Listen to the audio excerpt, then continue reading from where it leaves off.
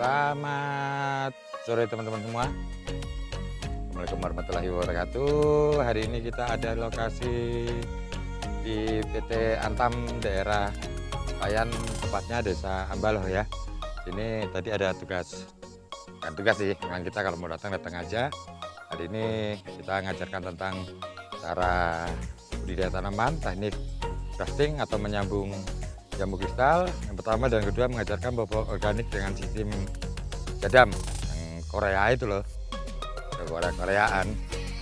Nah, mumpung masih longgar, kita tengok sekaligus untuk kebun jambu kristalnya. Dan kita kemarin sudah ajarkan 2 bulan yang lalu ya, kita ajarkan untuk mencangkok di sini di PT Antam. Setiap petani yang dapat bantuan 1 bibit, mereka harus mengembalikan 2 bibit. Nah, makanya di sini kita lihat nanti banyak mereka cangkok sekaligus untuk mendapatkan penghasilan tambahan dari penjualan bibit cangkoknya, sekaligus ya mereka juga akan mengembangkan lagi. Jadi kemarin sudah tertanam 500-an tanaman dan mereka sudah siapkan lahan baru. Mereka akan sebarkan lagi, luas lagi, karena di sini kalau kita lihat nggak ada jambunya. Karena apa? Karena permintaannya begitu tinggi. Saya lihat tadi ada polisi datang, ada siapa datang, saya pikir ngapain, misalnya mereka beli jambu di sini. Dan di sini tidak ada yang besar-besar karena kecil-kecil saja laku, ya kan? Itu jadi masalah, makanya mereka akan melakukan perluasan dengan cara penyangkokan. Nah, sekarang yang akan kita bahas, baiknya dahan mana saja sih yang baiknya dicangkok ya kan? Oke, kita lihat langsung ke mana ya.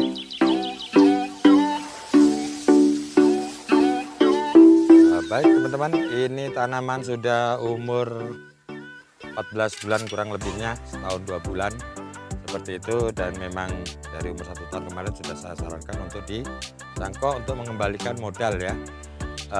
Yaitu kewajiban mereka 1 bibit dan 1 bibit, dalam 1 tahun mereka harus mengembalikan 2 tanaman. Dan sudah kita kasih masukan mana saja batang-batang yang bisa dicangkok ya.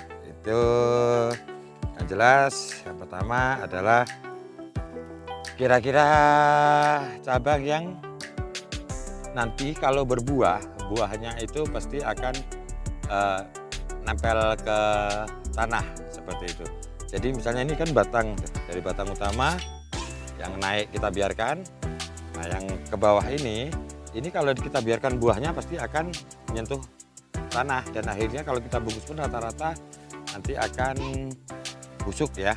Nah, nanti akan busuk, makanya harus dicangkok nih. Makanya ini yang kita utamakan untuk dicangkok seperti itu tanamannya yang bisa dicangkok. Yang pertama itu tanaman bawah, posisi di bawah, yang kalau berbuah itu nanti akan menyentuh tanah. Nah, ini juga nih kan, ini kan rendah sekali nih.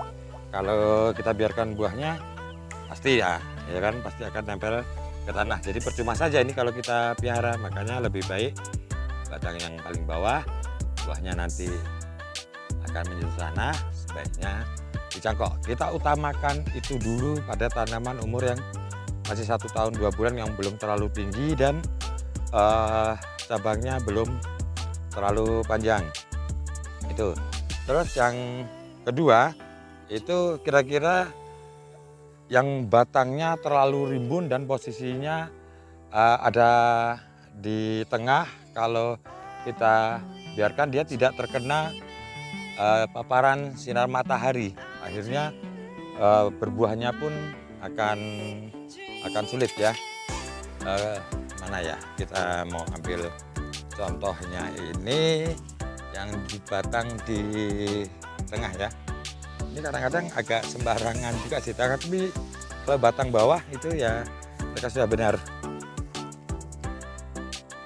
Biasa kalau diajarin, saya hanya kuliah lapangan, tidak seberapa dengerin, tapi ini oke lah. Nah, ini kan batang ini dari utama, dari bawah ya. Nah, ini dari bawah, terus dia menghadap mencorok ke dalam, akhirnya paparan matahari kurang. Jadi cabang-cabang yang terlalu arahnya masuk ke dalam ya, seperti ini ini kan keluarnya nih. Di pohon ini posisi yang matahari di sini. Matahari di sini masuk. Nah, ini masuk ke dalam. Nah, ini pun baiknya dicangkok karena dia kurang pasokan sinar matahari, nanti untuk berbuahnya dia akan sulit juga. Makanya kita cangkok. Itu yang kedua. Nah, terus yang ketiga adalah tujuan untuk pemangkasan, artinya memendekkan batang yang terlalu tinggi. Mana ini? Sambil lewat ada nggak kira-kira yang mereka cangkok batang atas yang terlalu tinggi? Intinya ini kan akan kita piara ketinggiannya di maksimal ya 2 meter ya. Jadi misalnya sudah terlalu tinggi atau terlalu panjang, ya kita cangkok saja. Jadi nantinya cabangnya tidak terlalu tinggi. Oke. Nih ketemu nih. Nah, ini kan ketinggian ini sekitar 1,5 meter, lebih hampir 2 meter. Ini boleh aja lah buat contoh ya, dicangkok. Jadi nanti saat dia keluar cabang pun tingginya akan maksimal di 2 meter, tidak terlalu tinggi. Ini kan sudah terlalu panjang ya, sudah terlalu panjang juga. Kemarin mungkin pemangkasan juga telat. Nah, ini dicangkok, is oke lah di ini. Jadi tujuannya untuk merendahkan tanaman supaya tidak terlalu tinggi, nanti akhirnya panenannya akan lebih mudah. Jadi tujuan sekaligus untuk pemangkasan.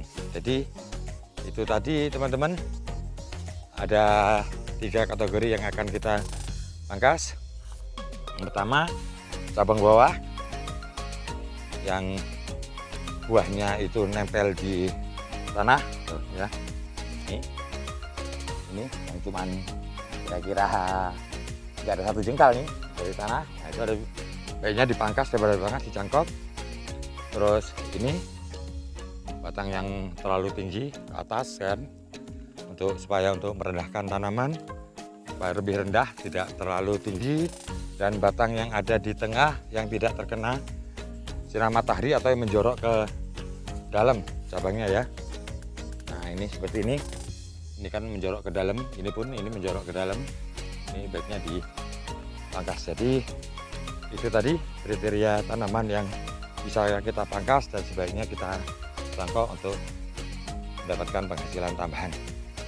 Oke teman-teman, terima kasih ya sudah menyimak. Assalamualaikum warahmatullahi wabarakatuh. Saya jalan-jalan dulu nih, pemandangannya oke sambil ninjau tanaman ya. Assalamualaikum warahmatullahi wabarakatuh.